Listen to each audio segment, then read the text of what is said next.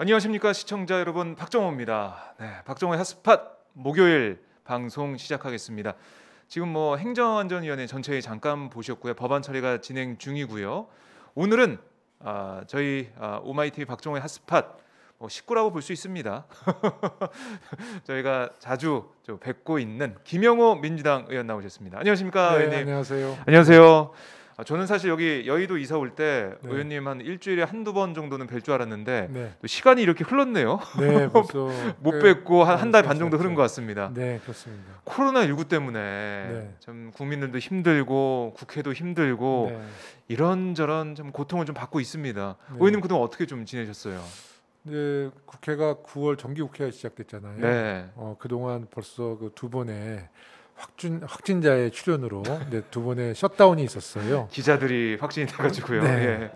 그러니까 셧다운이 있게 되면 이제 그 자그마한 국회 안에서 다들 그 연동이 돼 있거든요. 네. 저도 확진자를 만났던 분을 만났는데 또 만났는데 한 두 번 거친 사람들을 만나게 돼도 예. 혹시 몰라서 이제 셀프 자가격리도 좀 해보고요. 또 우리 그 지역에 네. 사실 민원인들과 주민들이 많이 계신데 네. 지금 2.5단계 아니에요, 사회적 그렇죠. 거리두기. 네.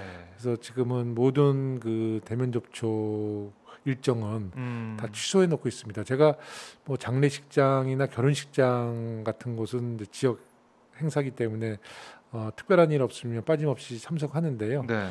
지금 2.5단계에서는 참석을 안 하는 거로 결정했습니다. 예, 그러니까 우리 국민 한 사람 한 사람이 다 방역의 주체다고 생각해야 될 것 같아요. 그렇습니다. 네. 언제 어디서 감염이 퍼질지 모르니까요. 굉장히 심각한 것 같아요. 네. 이제 언제 어디서 정말 감염이 될 수 있다고 생각해야 될 것 같아서 그렇습니다. 오늘 오전에도 우리 국회 보좌진 회의에서 네. 가장 중요한 것은 개인의 확진이 정말 그 미치는 영향이 너무 크기 때문에 모든 그 대외 활동 다 줄이고 국회 그리고 가정 요 단순한 맞아요. 네. 노출되는 걸 네, 최대한 네, 줄여가지고 그리고 확진 조금이라도 열이 위험성이 나면 네. 그냥 전화 한 통화 주고 재택근무도 당부했습니다. 열 안 나는데 전화하는 보좌진은 없겠죠? 네, 저는 보좌진을 믿습니다. 농담입니다. 네.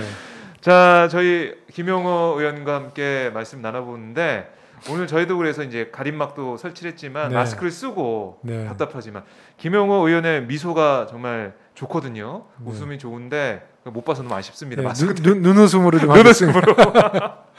대처를 하겠습니다. 네. 자, 여러분들 이 방송 여러분들의 성원과 응원을 만들어주고 있습니다. 화면 하단에 010-3270-3828 연락 주시면 오마이TV의 자발적 시청료도 내실 수가 있겠습니다. 자, 어디서 이 방송 보고 계신지 문자 남겨주시면 저희가 또 소개를 해드리고요. 류가영님 오셨습니다. 안녕하세요, 류가영님.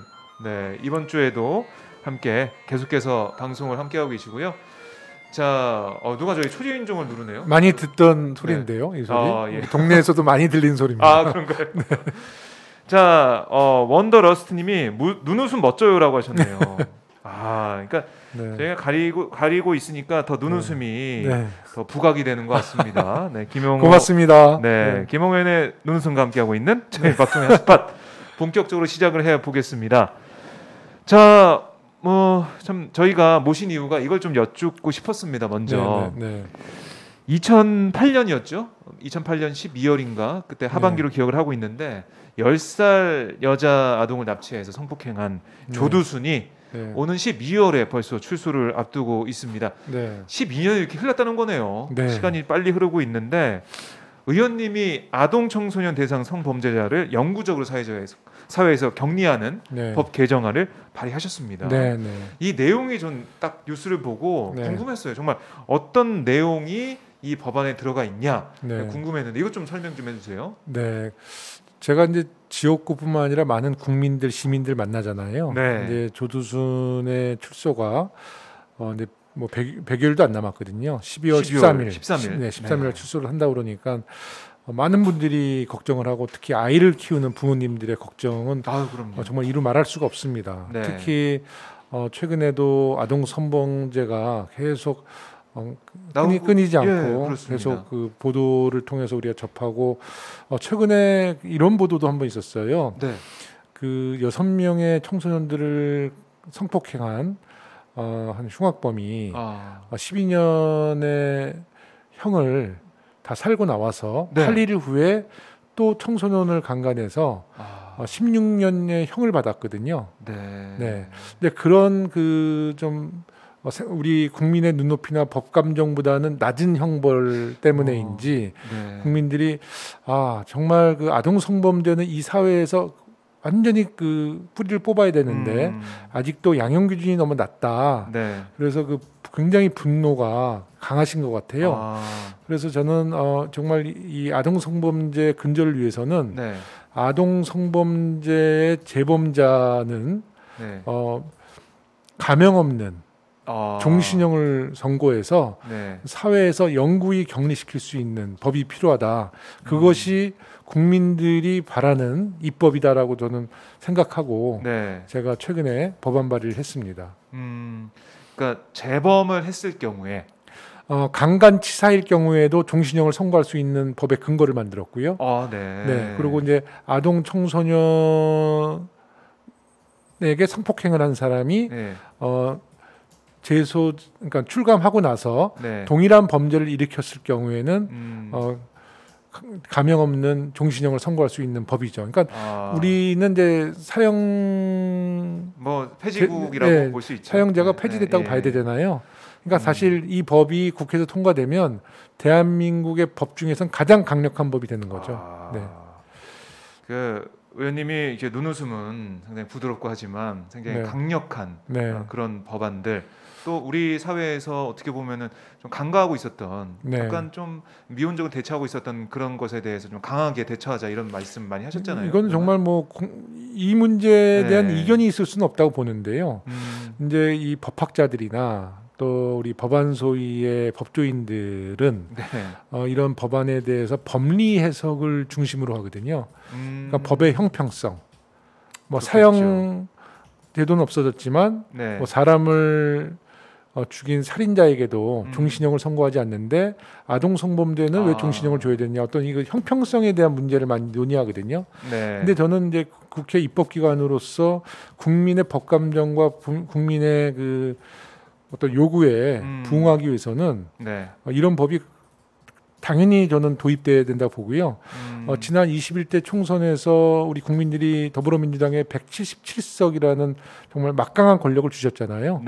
이런 법을 입법하라고 저는 국민들께서 더불어민주당에게 177석이라는 다수당의 기회를 주셨다고 봅니다. 이 법은 정말 국민들의 힘으로 우리 더불어민주당의 위력을 반드시 저는 실현시켜야 된다, 이렇게 저는 생각합니다. 그러니까 이 법이 지금 그러면 어디에 지금 계류가 돼 있나요? 이제 법사위에 아직 상정은 안 됐습니다만은 저는 그러니까 12월 13일에 도두순위가 나오고 또 정말 언제 일어날지 모르는 아동 성범죄 피해를 막기 위해서라도 이번 정기국회 11월쯤에 아마 본회의가 있을 겁니다. 그때 우리 법사위를 통과하고 본회의를 꼭 통과시켜야겠다. 그래서 동료 의원들에게도 좀 얘기를 했더니 함께 기자회견을 하자고 그래서요. 제가 이번 주 내에 기자회견을 할 생각입니다. 야, 12월 13일. 그러니까 이게 저도 엊그제 일 같은데 벌써 12년이 흘렀다는 게 놀랍고요. 지금 이영학 사건이라고 아시나요? 그 어금니 아빠? 그 13세 소녀를 살인하고 성폭행한 아주 잔인한 사건이잖아요. 기억합니다. 이영학 같은 경우도 구형에서는 사형을 선고받았지만 실제로는 지금 무기징역을 선고받고 지금 이제 감옥에 가 있잖아요. 근데 이영학 같은 경우도 재소자로서 모범수가 되면 20년 후에 출소할 수 있는 기회를 갖게 됩니다. 그러니까 이런 모순이 있는 거예요. 13세 소녀를 강간 살인을 했는데도 그런 사람들이 출소를 목적으로 그 20년 동안 정말 연기를 할 수 있거든요. 그게 바로 이춘재 살인 사건, 연쇄 살인 사건 이춘재 같은 경우에 그 살인 사건이 밝혀지지 않았다면 이춘재도 나올 수 있는 상황이었죠. 그 가능성이 매우 높았다고 그러잖아요. 모범수로 아주 성실하게 그 감옥에서 재소자 활동 생활을 했다는데, 그런 이제 연기나 어떤 그 자기의 그 죄를 뉘우치지 않고 출소에만 목적을 모범수로서 출소의 목적을 두고 모범수로서 네. 그렇게 살 수 있는 그 여지가 다분히 있기 때문에 정말 아동 성범죄만큼은 네. 가명 없는 종신형을 선고해서 다시는 이런 그 잔인무도한 네. 흉악범은 이 사회에서 퇴출시켜야겠다. 이런 것이 제 법안의 취지에 담겨져 있습니다. 네. 그렇다면 조두순이 나오게 되고, 그러니까 이런 조두순뿐만이 아니고 이런 재범을 하는 사람들은 계속 나올 수가 있으니까 그거를 다신 그런 일이 없게 만든다. 그렇죠. 그러니까 뭐 조두순, 이영학, 네. 여러 아동 성범죄 관련된 그 형벌이 너무 네. 낮기 때문에 지금 우리 사회에서도 아동 성범죄를 저질러도 뭐 영구히 사회적으로 격리되지 않는다라는 이제 아니라는 생각 같은 게 있잖아요. 네. 또 재범자들도 그런 생각 때문에 또 재범을 하는 거기 때문에 네. 정말 강력한 법 체계를 만들어줘야지 이 사회에서 이런 흉악범들을 영구히 퇴출시키는 것이고요. 정말 이런 법 정말 국민 여러분들이 관심 가져주시고 언론에서 관심 가져주셔서 꼭 국회에서 통과시켰으면 좋겠습니다. 네. 이게 국민의힘 쪽에서는 뭐 반응이 있었나요? 아직 논의는 없었던 거죠. 국민의힘도 최근에 그 성범죄, 성폭력 관련된 특위를 만든다고 그래요. 아마 이제 제가 법안 발의한 것도 아마 국민의힘도 알기 때문에 네. 이와 관련된 당론도 만들 수 있다 보는데 그쪽은 아마 그 아동 성범죄자가 이제 출소했을 때 보호감호소 제도를 검토하는 것 같아요. 그러니까 이제 사실 아동 성범죄가 처벌도 매우 중요하고요. 네. 예방 교육도 중요하죠. 네. 네. 근데 이제 그 보호감호소 이제 재범자들에게 보호감호소를 만약에 그 제도를 도입하게 된다면 네. 뭐 인권 문제에 대한 좀 논란도 있고요. 또 그 보호감호소가 출퇴근 형식도 검토할 수 있거든요. 네, 근데 그랬을 경우에 사각지대가 또 발생할 수 있습니다. 네. 네, 그래서 사실 저는 보호감호소도 좋은 제도라고 저도 보고 있습니다. 그래서 저는 네. 여러 가지 각도로 면밀하게, 촘촘하게 그 재발 가능성이 있는 사람들에 대한 심리 테스트. 또 재소자들에 대한 심리 테스트가 반드시 필요하거든요. 과학적인 방법을 동원해서 그래서 이 사람이 출소 후에 재범 가능성이 있다면 네. 1대1 마크를 통해서 이런 사람을 철저히 감독해서 예방을 해야 될 필요가 있고요. 네. 그럼에도 불구하고 다시 동일한 범죄를 일으켰을 때는 반드시 사회적으로 영구히 퇴출시켜야 된다. 그러니까 여러 가지 제도와 법을 마련해야 될 것이라 봅니다. 그래야만이 아동 성범죄 제로 시대를 만들 수 있죠. 그렇습니다. 네.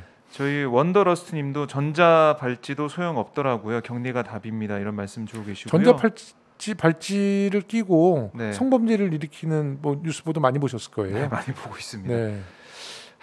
이런 부분들 또 김정현님은 적극 지지합니다. 법안이 꼭 통과됐으면 좋겠습니다. 도와주십시오. 네, 말씀 주고 계신데 아니, 여론이 또 어떻게 만들어지냐 이게 또 국회에서 논의하는데 중요한 역할을 하기 때문에요. 네. 시청자분들이 많은 관심을 가져줘야 네. 된다는 생각이 듭니다. 그리고 이 문제금 저희가 계속 어떻게 진행되고 있는지 지켜보겠습니다. 네, 기자회견도 좀 관심을 가져주십시오. 알겠습니다. 기자회견.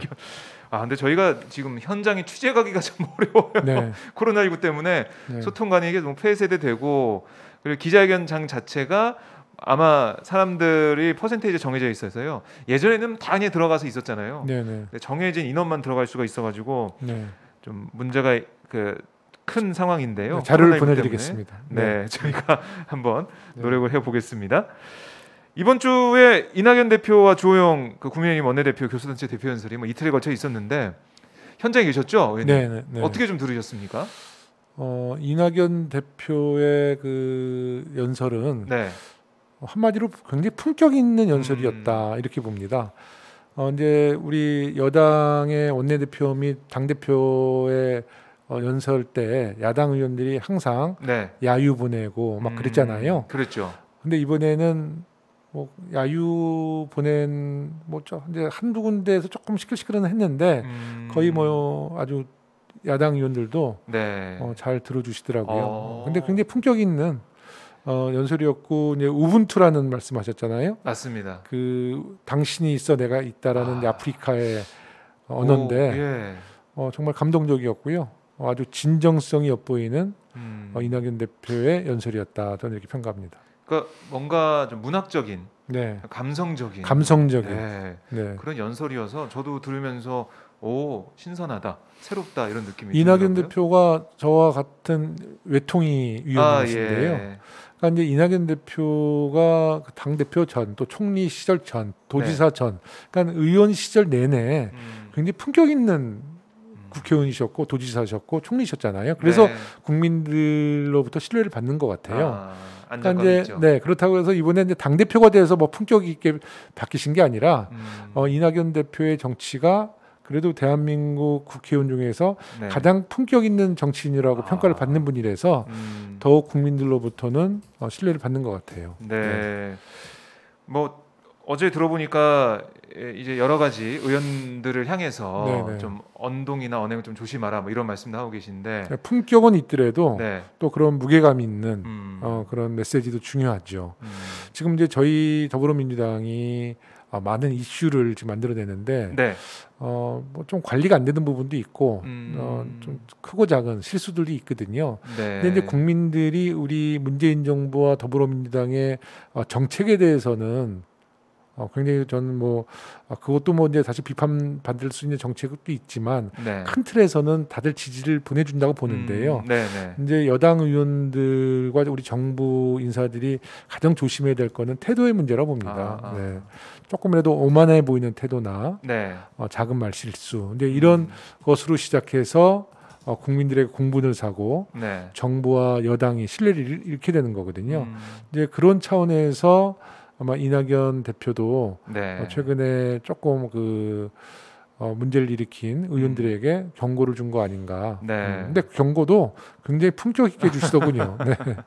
엄중하게 뭐 주의를 드린다 이런 발언이 있었고요.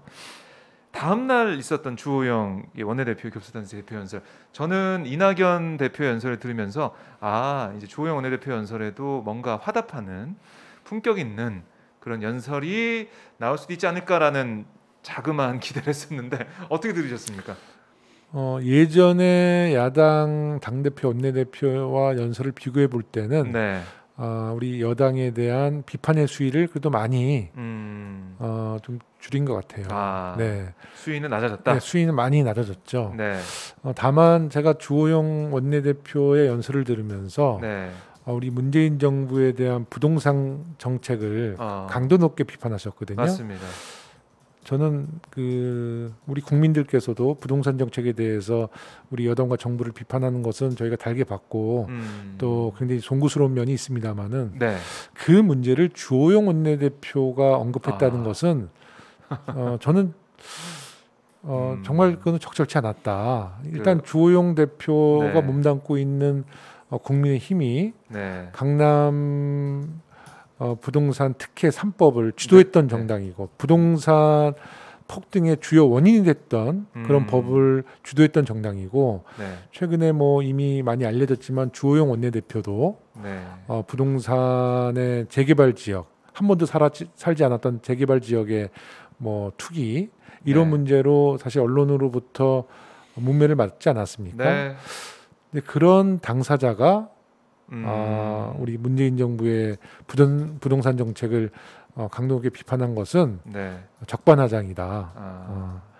그러니까 거기 앉아서 들으면서 그런 생각할 수 있겠네요. 저는 저도 그때는 정말 한마디 하고 싶더라고요. 근데 이제 품격 있는 우리 당 대표의 연설 이후에 또 야당 원내대표도 예전에 비해서 그 강도 높은 비판을 안 하셨기 때문에 삼가했기 때문에 저도 그때는 그냥 함구하고 있었습니다만은 사실 가슴속으로는 부글부글 하더라고요. 주호영 원내대표가 국민을 대상으로 국회에서 어떻게 저런 말을 직접 할 수 있는지 아직 그 성찰을 아직 하지 않고 계시구나. 그런 생각을 좀 했습니다. 저는 개인적으로 뭐 수십억을 차익을 이제 보는 그런 상황인데 주호영 원내대표가 보도가 계속 되고 있는데요. 그러니까 오히려 뭐 그런 게 있으니까 더 강하게 부동산 정책을 비판하는 게 아닌가.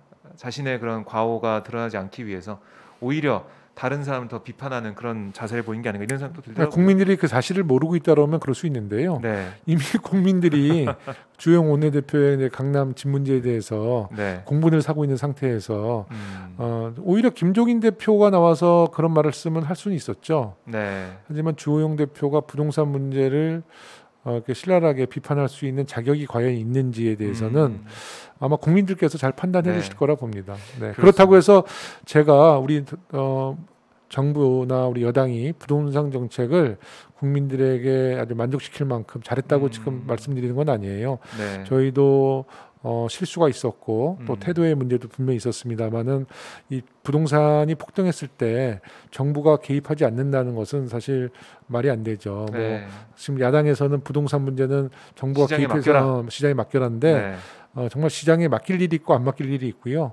지금 뭐 서구에서도 이제는 뭐 부동산 문제뿐만 아니라 여러 가지 뭐 경제 민주화 문제에 대해서도 뭐 기업의 뭐 폭리에 대해서 뭐 이런 문제가 발생했을 때는 정부가 적절히 개입하는 거 아니겠습니까? 그렇습니다. 그래서 지금 부동산이 지금 이제 저희가 마지막 조치를 취하고 나서 좀 안정세로 좀 돌아서고 있다고 하던데 좀 지켜봐야 되겠지만 정말 부동산의 안정감을 좀 우리 국민들에게 드리고 네. 정말 우리 청년들도 정말 그 거주 문제는 걱정하지 않는 사회를 우리 정부가 꼭 마련했으면 좋겠다는 생각을 갖게 됩니다. 네. 그러니까 3기 신도시 사전 청약 얘기도 지금 나오고 있고요. 네. 공급이 계속 된다, 많이 된다는 시그널이 있어서 부동산이 이번 여름을 뜨겁게 달궜던 부동산이 그때 모습보다는 조금 안정화되고 있다라고 볼 수가 있다. 이런 얘기에서 나오고 있는데요. 네. 주호영 원내대표의 교수님 대표 연설, 이낙연 대표의 연설 이걸 들으면서 국민들이 아마 판단했을 것 같고요. 협치와 연대 얘기가 계속 화두가 되면서 이번 정기국회에서 여야가 국민의 삶을 어루만져주고 네. 이 국난을 극복할 수 있는 그런 원동력을 만들어 줄 수 있을지 지켜보실 것 같아요. 네. 여야 국회의원들이 이번 회기 동안 좀 일하는 국회를 만들 수 있을지. 저는 이제 이낙연 대표 취임 이후에 상생의 정치, 협업의 정치 실현 가능성은 매우 높아졌다고 봅니다. 이낙연 대표가 또 언론인 출신으로 네. 남의 말씀을 잘 경청하는 분이시더라고요. 수첩에도 적고 막 네, 그러시더라고요. 메모하고 네. 그리고 실무 능력이 매우 뛰어난 분이다. 네. 그래서 또 굉장히 꼼꼼한 분이고요. 네. 그리고 실천가고요.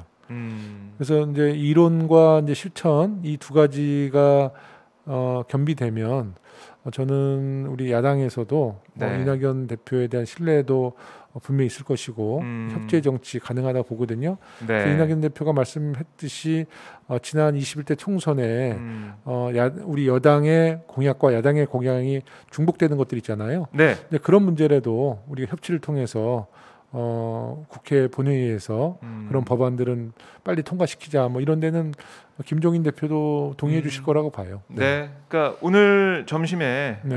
이 박병석 국회의장이 주재하는 이낙연 대표와 김종인 네. 비상대책위원장 첫 오찬 회동이 있다고 합니다. 네, 네. 거기서 협치에 좀 어떤 내용이 나오는지 저희가 지켜볼게요. 김종인 대표야 여당도 해보시고 야당도 해보셨기 때문에 예. 서로의 입장을 또 잘 아시겠지 않겠어요? 네. 그래서 김종인 대표도 한때는 저희 당의 비대위원장님이셨기 때문에 네.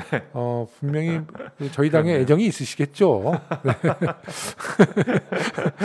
그거 없으면 안 되죠, 사실. 없으면 그래서 안 되죠. 김종인 대표의 말씀대로라면 정당보다는 우리 국익을 위해서 노력하시겠다고 그랬으니까 네. 우리 더불어민주당의 그 비상대책위원장 그 당시에 네. 또 우리 당이 잘하는 점을 잘 알고 계실 테니까 그런 진정성도 잊지 말아 주시고 네. 우리 여야의 협치에 우리 이낙연 대표의 발언에 꼭 좋은 화답 네. 기대하겠습니다. 알겠습니다. 저희가 결과를 지켜보고요. 네. 여야 협치 이낙연 대표가 되면서 여러 가지 기대감이 높아지는 사실입니다. 네. 그런데 지금 여야가 치열하게 공방을 벌이고 있는 네. 계속 전선이 넓어지는 문제가 있어요. 네. 바로 추미애 법무장관 아들의 의혹에 대한 건데요. 네. 야권에서는 야당에서는 정말 말 그대로 총공세를 하고 있습니다. 네. 매일 언론 보수 언론도 기사를 쏟아내고 있고 이런 좀 어떻게 보면 혼란스러운 상황이 계속되고 있는데 이 문제를 좀 어떻게 보고 계세요, 의원님은? 뭐 선거를 앞두고 네. 또 정치 또 국회에서 공방 또 그 가장 공격하기 좋은 포인트가 병역 문제잖아요. 아, 네. 네. 그러니까 야당에서는 이제 호기를 잡았다고 보는 것 같아요. 네, 국민들에게 가장 예민하고 민감한 병역 문제에 대한 의혹을 네. 계속 제기하고 또 우리 많은 청년뿐만 아니라 군을 제대한 많은 이제 그 성인 남성들이 네. 이런 문제에 대해서 민감하게 반응을 하기 때문에 네. 야당 의원들은 그걸 좋은 소재로 쓰고 있는 것 같은데요. 네. 첫 번째는 지금 추미애 장관 측과 이제 문제 제기한 측의 입장이 너무나 상반됩니다. 그렇죠. 네. 상반되죠. 그래서 이미 네. 고발 고소가 들어갔기 때문에 네. 이 진실은 검찰에서 수사 과정을 통해서 밝혀져야 된다. 근데 이것이 뭐 가장 기본적인 원칙이고요. 네. 다만 최근에 추미애 장관 아들 서모 씨가 네. 변호인들을 통해서 밝혔던 여러 가지 문제들을 보면 네. 병가를 내고 연장했을 때 상관에게 구두 보고를 하고 허락을 받았다는 거 네, 아닙니까? 허락을 받았다는. 네. 그러니까 이 문제의 핵심은 과연 그 병가 연장이 외압으로 인해서 결정이 됐느냐 아니면 절차와 과정을 밟았느냐가 핵심이잖아요. 그렇죠. 근데 그 서모 씨 변호인단 이야기를 들으면 꽤 일리가 있고 합리적이에요. 그리고 네. 그 상관이었던 그 모 대위도 이 문제는 확인을 해줬어요. 그랬다. 근데 이제 야당에서 문제 제기는 왜 국방부에는 그 자료가 없느냐. 네. 그 서모 씨라는 분이 병 출신이잖아요. 사병인데 네. 그 자기의 병가 문제를 사단장한테 보고할 수는 없을 거 아니에요. 아, 그럼요. 그러면 자기의 상관인 대위에게 중대장한테 보고하고 네. 그 중대장이 절차를 통해서 상관에게 보고하는 절차를 밟는데 그 자료가 없는 문제는 그 국방부의 문제지 서모 씨의 문제는 아니라고 봅니다. 이거는 뭐 제가 추미애 장관이라고 해서 제가 뭐 어떤 변론을 해주는 건 절대 아닌데요. 상식적으로 그렇잖아요. 상식적으로 그렇죠. 사병이 중대장한테 보고하면 거기서 중대장이 허락하면 바로 그때부터 병가를 쓸 수 있지 않습니까? 네. 근데 뭐, 사병이 예. 그 중대장한테 전화해서 동의를 받았어요. 근데 사병이 중대장한테 이거 지금 사단장한테 다 보고하셔야 됩니다. 이 절차를 밟아주십시오. 네. 이런 서류 같은 거 근거 남겨주십시오. 사실 그렇게까지 못하잖아요. 그렇게 얘기할 수가 없죠. 네. 그냥. 그래서 이 문제는 예. 절차와 과정을 밟았다. 그 말이 팩트라면 네. 그 이후에 그 국방부에 자료가 없다는 것은 사실 국방부의 문제라고 저는 보는 것이고요. 네. 국방부의 문제가 있는 것이고 네. 그리고 특혜가 정말 있었는지 외압이 있었는지 문제도 따로 또 봐야 되는 건데 네. 이게 다 뭉뚱그려가지고 다 뭉쳐서 지금 보도가 되고 야당에서 주장하면서 거기다가 지금 이제 본질은 이제 그 병가 문제인데 이제 보수 언론에서 호재를 잡고 정말 벌떼가 공격하듯이 뭐 예. 신상털기부터 지금 뭐 막 별건들을 엄청나게 만들고 있지 않습니까? 그렇습니다. 네. 근데 저는 이게 뭐 충분히 그 야당의 공세에 뭐 이해되는 부분이 있는데요. 지금은 국난 위기입니다. 코로나19 네. 때문에 정말 국민들이 고통을 받고 있고 국가 경제 또 글로벌 경제가 정말 어디로 갈지 모를 정도의 국난 위기 상황에서 네. 저는 이 본질적인 문제만큼은 검찰이나 어떤 수사 과정을 통해서 명명백백히 밝혀져야 된다는 입장이지만 다른 별건들을 계속 만들어서 이거를 계속 정치 공방을 하는 것은 사실 우리 국가에도 도움이 안 되고요. 우리 국민들도 그거는 바라지 않는다고 봅니다. 네. 그래서 이것을 냉정한 자세로 이 결과를 지켜봐야 되겠다. 저는 이런 생각을 갖고 있습니다. 네. 근데 이 흘러가는 모습을 보니까 저는 이게 지난해 조국 전 장관 그때 모습과 좀 비슷하게 가는 것 같다는 생각이 들더라고요. 그게 이제 그 조국 장관도 사문서 위조로 시작했던 문제가 네. 결국은 별건들을 엄청나게 만들어서 기소된 것은 뭐 열 몇 건으로 기소가 됐잖아요. 맞아요. 그렇게 네? 기억이 됩니다. 네. 그러니까 이게 이제 검찰의 문제가 두 가지잖아요. 별건 수사를 해서 그러니까 하나의 작은 사건을 갖고 압수수색을 해요. 네. 그래서 그 압수수색을 통해서 여러 가지 정황을 파악하고 다 사건화를 합니다. 그래서 하나의 본질적인 사건을 10개, 20개의 사건화를 해서 네. 별건화를 시켜서 각각 기소를 하는데 그 기소의 과정 속에서 자기들의 우호 세력이 있을 때는 또 선택적 수사를 해요. 이 사건에 우리 동료 검사가 포함이 됐다. 네. 그러면 그건 수사하지 않습니다. 근데 이런 그 검찰이 지금까지 보여왔던 뭐 전부는 아니지만 일부 옛날에 정치 검찰들이 네. 보여왔던 이런 행태에 대해서도 좀 추미애 장관이 그래도 강도 높은 검찰 개혁을 하고 있잖아요. 네. 네, 이제 이런 부분에 지금 이게 맞물려 가지고 지금 추미애 장관에 대한 강력한 문제 제기를 하는 야당, 보수 언론, 또 기타 등등 이런 데에는 자기들의 이해와 맞물려서 추미애 장관을 공경에 빠뜨리려는 정치적인 세력과 의도도 있다고 저는 보는 것이죠. 네. 그래서 결국에는 검찰 개혁을 좌초시키려고 그런 게 아니냐. 뭐 그런 이런 얘기도 불순한 하시더라고요. 세력도 지금 이 프레임 안에는 작동하고 있다고 봅니다. 네.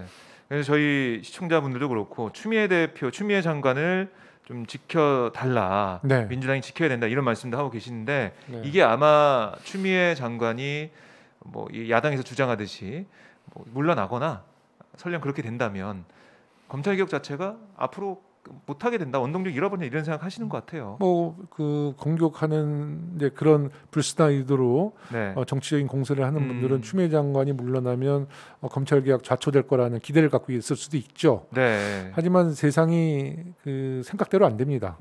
추미애 장관이 임무를 완수하든 네. 그 안에 뭐 다른 일이 생겨도 복병들이 항상 있어요. 네.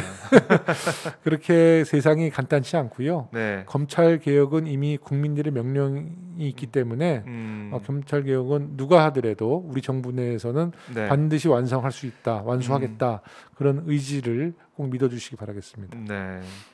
그러니까 추미애 장관, 그러니까 조국 전 장관에 이어서 추미애 장관이 검찰 개혁을 하고 있는데 계속 공교롭게도 조국 전 장관도 그렇고 추미애 장관도 그렇고 자녀 문제가 부각이 돼서 본인 문제는 아니고 자녀 문제가 부각이 됐는데 또 명확히 사실 확인이 안 되고 있는 상황에서 의혹만 제기가 되고 있고 그게 또 보도가 또 많이 되면서 사람들은 그 보도만 보면서 정말 뭐가 있는 거 아니야 생각하게 되고 똑같은 메커니즘이 작동하고 있다 이런 판단이 드는데요. 근데 추미애 장관 아들 서모 씨와 같이 군 생활했던 뭐 동료들이나 네. 뭐 오늘 뭐 동료도 뭐 라디오 프로에 나왔다고 네, 했는데 네. 실제로 군대를 못 갈 정도로 그렇죠. 네, 무릎 상태가 무릎 안 상태가 좋았죠. 굉장히 안 좋았다고 네. 또 그러네요. 그리고 실제로 병가를 받고도 뭐 수술을 했죠. 그래서 실밥이 있었다고 얘기 그렇습니다. 들었는데요. 통원 치료를 받고 네, 그렇게 있죠. 통원 치료 받고 뭐 수술을 했을 정도의 통증이 있었다면 네. 우리가 이제 군 생활을 다 해보셨지만 사실 그런 아주 그 고통이 심할 때는 사실 전화로 그런 어떤 휴가 그 병가에 대한 연장도 네. 상의 드릴 수 있는 문제라고 좀 보거든요. 네. 상의를 드릴 수 있는데 이제 그런 문제에 대해서 어머니가 그 당시 당대표였다는 이유로 그것이 특권이 되고 그것이 외압으로 작용했느냐 그런 문제는 우리 국민들도 좀 냉정하게 판단해 네. 볼 필요는 있을 것 같아요. 그렇죠. 군대 다녀오신 분들은 뭐 여러 가지 사례가 있을 겁니다. 아니 중대장은 사실 우리 부대 생활하면서 가장 친형 같은 분 아니에요. 그럼 그러니까 다 이제 보고하고 다 소통하고 뭐 하는 자기의 거죠. 뭐 고민이나 네. 이런 어떤 그 통증이 있을 경우에는 중대장이랑 상의를 하는데 근데 중대장이 누구보다도 사병 관리를 잘하고 일을 하니까 그 중대장도 휴가 나가는 사람이 갑자기 아프다 그러면 그걸 누가 믿어주겠습니까? 근데 그 사병을 관찰한 결과 네. 이 사병에 고질적인 병도 있었고 또 진단 기록 같은 것을 직간접적으로 확인해 놓으면 네. 아직 수술한 부위에 통증이 있고 의사 소견서도 제출하겠다. 그러면 중대장 입장에서는 쭉 관찰을 해왔기 때문에 네. 그러면 좀 병가를 써서 마무리 치료를 마무리하고 복귀해라. 뭐 이런 얘기는 사실 일반 국민들 간에도 일반 네. 사병들 간에도 충분히 있을 수 있다. 그래서 저는 한번 우리 그 언론에서도 또 우리 정치권에서도 그런 병가 연장에 대한 통계도 한번 뽑아볼 필요가 있어요. 예. 그러니까 정말 전국의 사병들 중에서 이런 문제, 이 비슷한 문제가 얼마나 있었는지, 그래서 이것이 아주 보편적인 일인지, 정말 특권층 자제들에게만 주어진 특혜인지 네. 이런 것도 저희가 한번 확인해 볼 필요가 있다라고 저는 봅니다. 이게 추미애 대표의 아들이기 때문에 일단은 우리가 의구심을 갖는 거 아니에요? 그렇죠. 특권층이 아들이었기 때문에. 네. 하지만 이런 것이 워낙 보편적인 일이었다라고 우리가 통계적으로 확인이 된다면 네. 국민들 또 오해하시는 국민들도 조금 이해해 주실 거라고 좀 봅니다. 네. 그러니까 이게 맨 처음 시작된 게 그 카츄샤 그 당직 사병이 원래 들어왔어야 되는 이 서 씨가 안 들어와서 전화를 한 거 아닙니까? 그러니까 몰랐던 거죠. 그 당직 사병은. 사병은 모를 수밖에 없죠. 당직 사병이 중대장이 결정하고 중대장이 그 상부에 그 보고 체계를 하는데 중대장이 그것을 당직 사병한테 보고하겠어요. 자기가 결정한 문제를. 네. 네, 그리고 그날은 또 일요일이었나 휴일이었다 그러죠. 그렇죠. 이제 금요일에 이제 들어오는 복귀였는데 일요일에 딱 봤더니 안 들어와서 그러니까요. 왜 안 들어왔지 이렇게 된 이제 거죠. 일요일이니까 그게 중대장도 그것을 인지 못 시켜줬을 수도 있고요. 그래서 여러 가지 뭐 사정은 있을 거예요. 뭐 카츄샤 같은 경우는 금요일에 이제 외출 외박을 하는 경우가 많으니까. 그러니까 저는 근데 이 문제가 가장 사실 그 문제가 된다면 아들의 병가 연장 문제를 추미애 대표가 최고의 뭐 국방부 장관이나 책임자를에게 전달을 해서 이게 탑다운식으로 사단장이 뭐 연대장이 중대장한테 해서 야, 걔 추미애 대표 아들이니까 오늘 안 들어온다 그러더라. 그거 좀 봐줘라. 이렇게 되면 문제죠. 네. 하지만 그 사병이 직접 전화를 해서 중대장에게 동의를 받아내고 그 이후의 절차를 중대장이 밟아줬을 거 아니에요. 그렇죠. 사실 그거는 매우 상식적인 일이다. 특권층의 자제가 아니라 아까도 제가 뭐 언급을 했습니다마는 우리가 군 생활을 해본 모든 군 생활 해본 분들은 그런 경험이 있을 거예요. 네, 맞습니다. 네, 뭐 휴가 갔다가 좀 조금 무슨 일 일 있으면 바로 연락해가지고 보고를 하고 바로 중대장한테 보고를 조치를 하잖아요. 받는 거죠. 그 뭐 사후에 어떤 뭐 서류를 만들거나 이런 것은 중대장이 누구한테 지시를 하든 말아서 만드는 데서 하는 거고 보고하면 끝이니까. 네, 근데 보고했을 때 중대장이 의구심이 간다. 그럼 동의해주지 않죠. 야, 너 멀쩡한 놈이 왜 갑자기 너 술 먹었지 자식아? 막 이러면서 너 들어와서 내가 너 눈으로 확인해야겠어. 이런 경우도 있고. 잘 관찰해다 너 거기 많이 아프구나. 너 그러면 잘 치료받고 들어와라. 이럴 수도 있는 거고. 네. 아니면 조금의 이제 의심이 있다 그러면 우선 자료 제출을 한번 해봐라. 내가 그러면 우리 군의관이랑 한번 상의해 보겠다. 이럴 수도 있는 여러 가지 다양한 사례가 많아요. 네, 그래서 이게 선무 씨도 이제 추 장관이 당 대표였기 때문에 그냥 사실 그러니까 야당이 정치 공세하기에는 아주 좋은 소재입니다. 그럼요. 그러니까 이게 여러 가지 케이스도 있고 또 군에 대해서 잘 모르는 사람도 있고.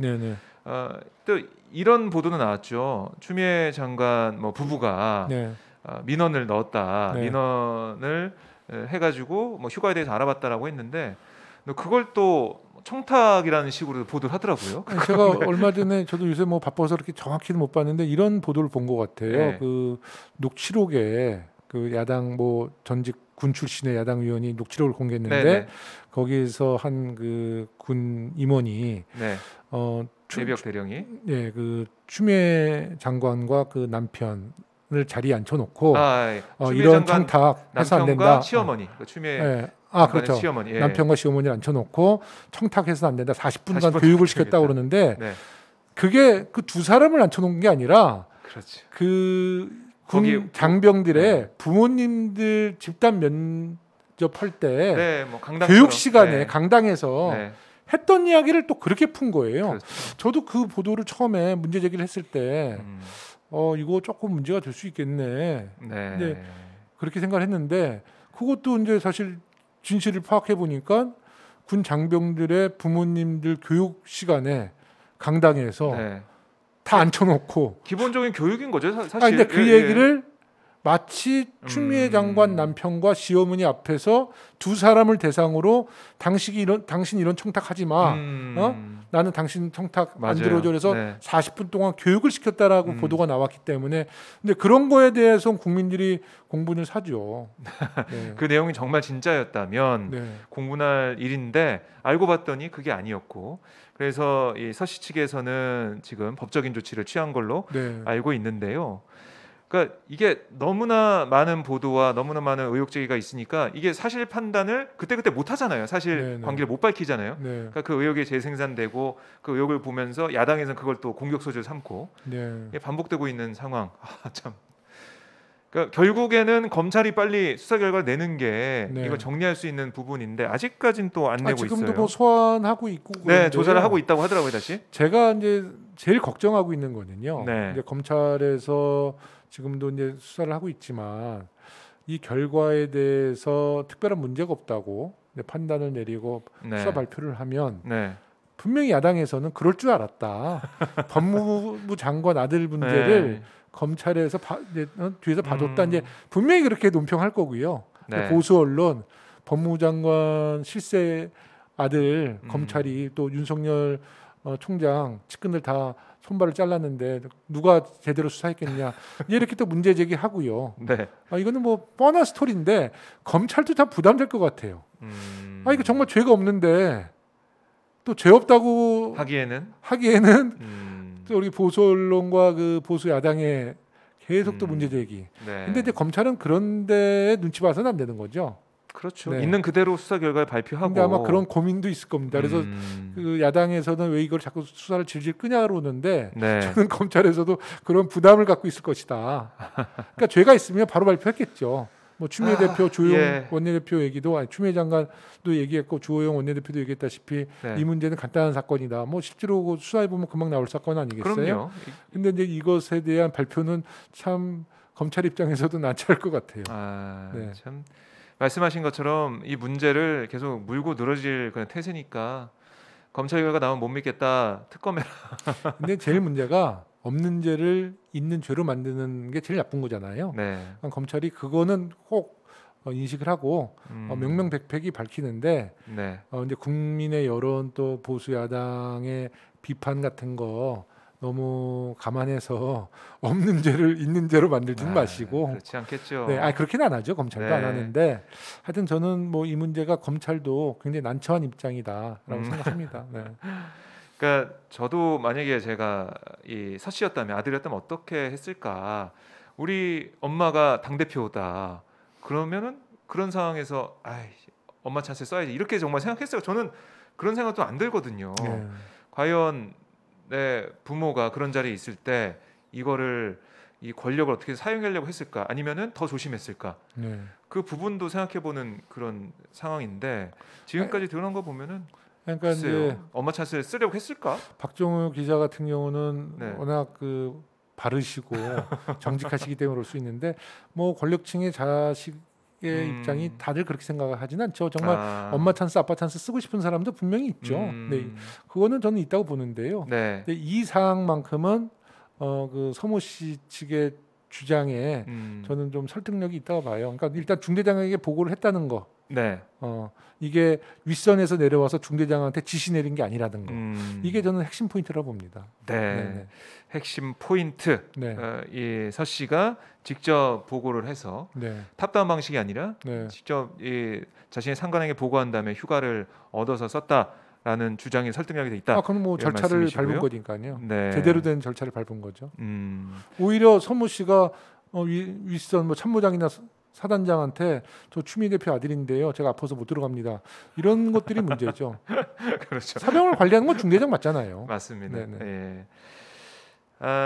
추미애 장관 문제는 뭐 계속해서 나오고 아마 또 감론을박이 있고 혼란스러운 상황이 계속될 것 같은데. 네. 네. 이렇게 말씀하시네요. 중대장이 아니고 직속 상관이 대위한테 보고한 겁니다. 뭐 중대장이든 대위든 직속 상관한테 보고를. 대위가 중대장 뭐좀 저희가 다를 수 볼 있죠. 때는 보직은 중대장을 좀 다를 수 보는데, 있죠. 네, 네. 죄송합니다. 네, 직속 상관 대위가, 대위한테 보고를 했다는데 어쨌든 사단장이나 뭐 누구 더 높은 사람한테 보고한 게 아니라 뭐 카투시 하는데 사단장은 사실 없겠죠. 사단장은 없겠지만 네. 그 대위나 이거보다 더 높은 그런 사람한테 보고하거나 이런 게 아니라 직접 상관한테 보고를 했다. 이 점이 중요하고. 저는 그거 핵심이라 봐요. 아까 말씀드린 것처럼 가장 윗선에다가 네. 저 사병이 전화한다는 것이 특권 의식이죠. 네. 사병이 전화하다 뭐 그렇게 압력을 넣었다는 것은 아니라는 게. 그리고 다시 서모 씨의 정리하자면 주장입니다. 그 대위는 그 사병 서모 씨를 계속 관찰했던 분이기 때문에 네. 가장 그 서모 씨 질병에 대해서 파악을 잘하고 있다고 좀 봐서 네. 그 대위의 판단이 꽤 신뢰가 간다. 저는 그렇게 봅니다. 네. 자, 추미애 장관 아들 의혹 문제 야당에서는 호기를 잡았다고 생각하고 밀어붙이고 있고 네. 앞으로 어떻게 될지는 저희가 지켜보는데요. 계속해서 조국 전 장관의 그 일이 오버랩되는 것은 떨쳐버릴 수가 없네요. 네. 추미애 장관 이 문제가 불거지고 이렇게 공격을 받게 됐을 때 제일 좋아하는 웃음을 짓고 있는 사람이 누굴까? 좀 생각해 보면 답이 나오지 않을까 싶습니다. 네. 자, 의원님 저희가 질문이 더 있는데 시간이 네. 너무 흘러가지고요. 네, 네, 네. 다음에 네. 또 모실게요. 그러겠습니다. 의원님의 마스크 벗은 모습. 네. 그 미소를 좀 보고 싶기 때문에. 근데 박종 의장님이 눈웃음이 있네요, 보니까. 저요? 제가 좀 원래 눈웃음이 좀 있어요. 나도 몰랐네. 네. 매력을 발산하고 또 있어요. 마스크 시대에서 네. 또 새로운 면을 봤는데요. 아니 아까도 이제 우리가 오늘 그 당 회의가 있었어요. 네. 마스크를 끼고 다 힘들어하시거든요. 실내에서도 마스크를 끼는데. 힘듭니다, 사실은 방송하는 거. 진짜 요새는 마스크가 옷이에요, 옷. 맞아요. 그러니까 네. 입고 나가는 것처럼 마스크도 그냥 쓰고 나가지 않으면 안 되는 것 같아서. 항상. 네. 저 의원님도 이제 목걸이 하셨잖아요. 네. 저도 이게 까먹을까봐 항상 네, 목걸이 네, 해서 네. 걸고 다니는데 네. 그만큼 개인 방역이 중요하고요. 그리고 속보가 하나 들어왔습니다. 네. 서울 세브란스 병원에서 확진자 10명이 발생했다라는 속보가 좀 큰일이네요. 들어왔는데, 그러니까 이게 집단 감염이 어디서 아. 언제 발생할지 모르기 때문에요. 네. 저희가 항상 주의하고 개인 방역 수칙을 잘 지켜야 되겠다라는 네. 생각을 해봅니다. 네. 우리 시청자 여러분들도 이제 많이 힘드시겠지만 네, 대면 접촉 조금만 더 줄여주시고요. 네, 요 어려운 시기 우리가 잘 조심하고 방역 잘하면 꼭 극복할 수 있습니다. 네. 네. 모두들 힘내십시오. 모두들 힘내시길 바라겠습니다. 우분투. 좋습니다. 의원님 다음에 또 모시는 예. 걸로 하고요. 오늘은 귀한 말씀 네. 너무나 잘 들었습니다. 감사합니다. 네, 고맙습니다. 네. 네.